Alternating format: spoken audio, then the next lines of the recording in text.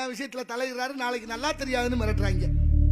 அப்புறம் 20 வயசானா தலையில அடிச்சுக்கிறாங்க. எப்படிமா அந்த ஆளை கட்டிட்டு குடும்பம் பண்ண? ஐயோ, 2 பேரும் பேரை பேத்தி எடுக்க போற நேரத்துல. அப்புறம் 30 வயசுல சொல்லுவேன், நான் எங்க அப்பாவோட பேசுறதே இல்லைங்க. யாப்பா எது செஞ்சாலும் குத்தம்ங்கிறேன், அந்த ஆளு லூஸ் மாதிரி பேசிக்கிட்டு இருக்காங்க. எத்தனை வீட்டுல மண்டையில முடிவெடிக்கிட்டு வாங்குறான்னா கோடு போட்டு ரோடு போட்டு, நாகரிகம் அதுக்கு பேரு, பண்பாடு அதுக்கு பேரு, கலாச்சாரம் அதுக்கு பேரு. தமிழனுடைய தத்துவம் என்னவென்று புரியாத தமிழர்கள் எப்படி வாழ்றோம்? மண்டையில எப்படி போட்டு, ஆனா அவங்க செஞ்சாலும் பரவாயில்லைங்க.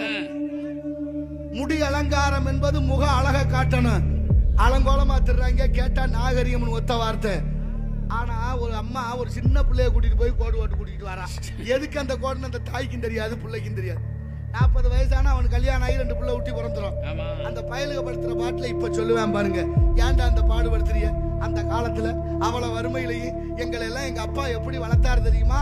எங்க அப்பா மாதிரி அப்பாவை பார்க்க முடியாதுங்க.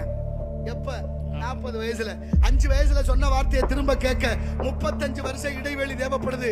இது யதார்த்தம். இக்கரைக்கு அக்கறை பச்சை, அக்கறையோட இருந்தா இக்கரையும் பச்சை. நல்லதை சொல்லி கொடுத்து நல்ல விதமாக நாளைய தலைமுறையை வளர்க்கணும். அப்படிப்பட்ட வளர்ப்பு சரியாக இருக்கிற நிலத்தில் கிடந்தமை கால் காட்டும் காட்டும் குடியிர் பிறந்தோடைய வாய்ச்சொல் கேட்கணும். யாருப்பா அந்த புள்ள? மகனா ரொம்ப பக்குவமா இருக்க, ரொம்ப நல்லா வளர்த்திருக்கான்னு சொல்லணும்.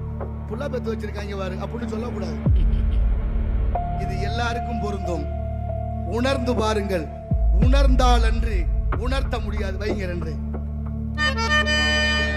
நடந்தாய் பாழி காவி